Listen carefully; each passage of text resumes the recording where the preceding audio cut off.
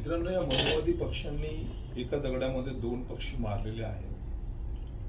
खाजगीकरण अत्यंत म्हणजे ज्वलंत विषय आहे.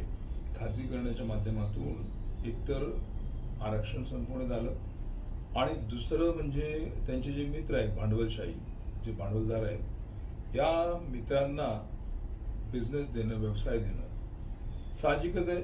व्यावसायिक आणि ज्यांच्याकडे संपत्ती आहे हे जास्तीत जास्त करून हे उच्चवर्णीय आहेत. तर आपल्याला माहीतच आहे की एखादा बिझनेस जर संपवायचा असेल किंवा भारताची एखादी संस्था जर संपवायची असेल तर तिला हळूहळू त्याच्यामध्ये त्रुटी निर्माण करणं आणि त्रुटी अशा निर्माण करायच्या की नंतर कालांतराने जो नागरिक आहे तो त्रस्त झाला पाहिजे आणि त्याला वाटलं पाहिजे की ही संस्था बंद झाली पाहिजे.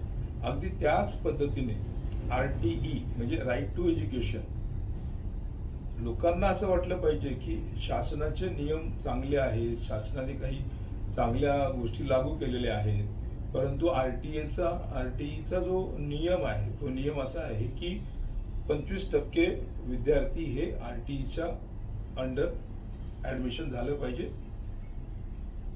एक जाचक नियम त्यामध्ये असा टाकलेला आहे. लक्षात घ्या, हे षडयंत्र आहे.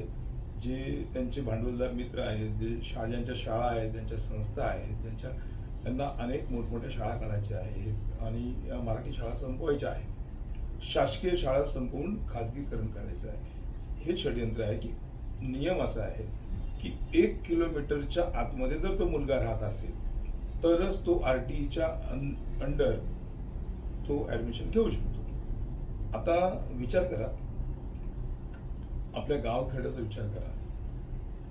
शहरांमध्ये कदाचित ते म्हणजे लागू होऊ शकतं, काही RTEच्या अंडर 1 किलोमीटरच्या आतमध्ये मिळू शकतात विद्यार्थी, परंतु गावाकडे अशी परिस्थिती नाही आहे. म्हणजे हे षडयंत्र सुद्धा बहुजनांचं शिक्षण संपवण्यासाठीच आहे.